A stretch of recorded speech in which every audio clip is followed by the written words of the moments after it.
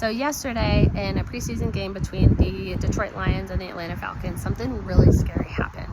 Morice Norris, one of the players on the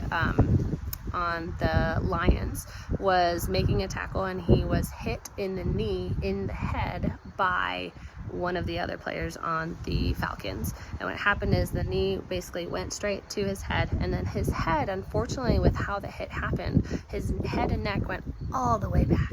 And so he had not just the typical concussive style injury of the coup contra coup, which is where your brain hits the front of your skull, has the force, and then hits the back of your skull. He also then fully hyperextended his neck, and that can cause some catastrophic damage potentially. This is why we have headrests in cars, because before we had headrests, if you got into a car crash, let's say someone rear-ended you, your head went forward and then your head was able to go all the way backwards. Now we have headrests so that your head hits the headrest. Yes, that can hurt, but it is much better than having this potential for the head to hyperextend, or the neck to hyperextend, excuse me. So with his neck hyperextending, what ended up happening was, and I'm going to say likely because I do not have his medical records, but it looks like he then suffered from an impact seizure.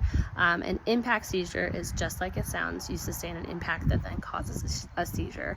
And so because that neck hyperextended, basically it affected neurons, and all these neurons are firing and the body kind of shuts down, and you could visibly see him seizing on the field, and then he was either unconscious or not able to communicate and or move for quite some time. The ambulance came out, the medical team stabilized him, put him in a cervical collar to ensure that there was no actual neck and spinal injury as well with this, and then they got him to a hospital. So very, very scary. What happened after that is they basically decided to just not play. Both teams kind of were, I would say, freaked out enough by that, and they wanted to be a human first, not an NFL player. And they decided we're not going to keep playing this game. It's preseason. It doesn't matter. This was scary. This could have been us. And they just ended up suspending the game. On a very, very positive note, he has come out, Norris has come out on his Instagram, social media, whatever it was, and said, hey, I'm doing fine.